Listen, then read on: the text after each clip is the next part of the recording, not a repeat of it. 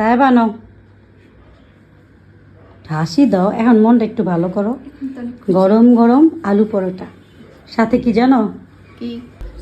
কি রে তাই বা, তুই আজকে উমা মুরগির মতো এরকম ঝিমতাছস কেন? কি হয়েছে? শরীরটা ভালো না। কি হয়েছে রে? কি হয়েছে জানি না, খালি খাইতে মন চায়। আল্লাহ, শরীর খারাপের মধ্যে কেমনে খেবা? শরীর খারাপের ভিতরে তো খাওয়া যায়, রুতে টানে। এত রাইতে আবার কি খাইতে মন চায় তোমার? এখন কয়টা বাজে রে বেরুন? 11:30। রাত বিরাইতে কি খাইতে মন চায়? আলু খা পরাঠা। এই তুমি এটি কই থেকে পাও? রাত বিরাইতে এইটা খাইতে মন চায়, এটির নাম কই থেকে পাও তুমি? খুঁজে খুঁজে বাই করি। এত রাতে এটি সম্ভব নাকি? এটি কই পাওয়া যাবে এখন? বানাই দিবেন কে বানাইবো? আপনি। আমি এসব পরোটা মরোটা রুটি এটি আমি বানাইতে পারি না, এটি আমার দ্বারা সম্ভব না। বা মা পচায় দোয়া চায়, আমার দ্বারা এটি সম্ভব না।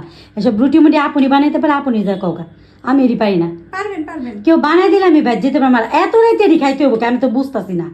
ভাত খাও, ভাত আছে, ভাত ধনে পাতা ভর্তা আছে, ধনে পাতা ভর্তা আছে, ভাত আছে, আর যে গরুর মাংস আছে ভাত খাও যাও। একটু মজা লাগে না?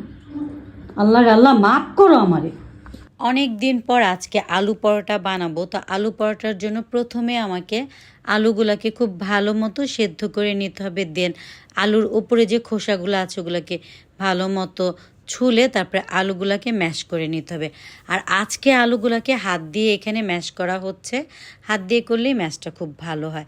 আর যা যা লাগবে আলু পরোটার জন্য এখানে আমি একটা প্লেটে নিয়ে নিয়েছি চাট মশলা, চিলি ফ্লেক্স, ধনিয়ার গুঁড়া, তারপর হচ্ছে সামান্য পরিমাণ ধনিয়া কুচি, সব কিছু আলুর মধ্যে দিয়ে তারপরে এটাকে আবার খুব ভালো মতো মিক্সড করে নিতে হবে।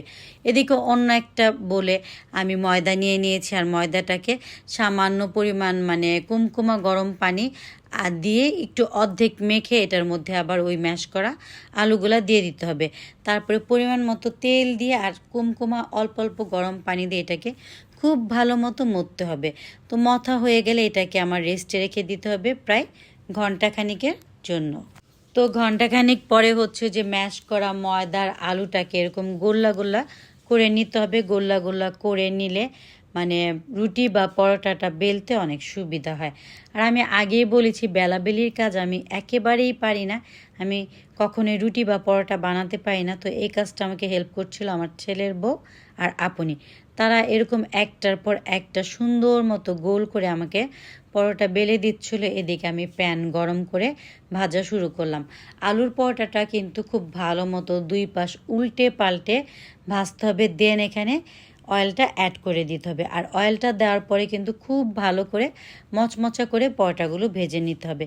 তো এখানে আমি একটার পর একটা পরোটা ভেজে নিচ্ছিলাম। ও আরেকটা কথা, আলুর পরোটা কিন্তু কখনোই একসাথে সবগুলা ভাজবেন না, তাহলে এটা খেতে মজা লাগবে না। যখন খাবেন 2-3টা একসাথে ভেজে খেয়ে ফেলবেন।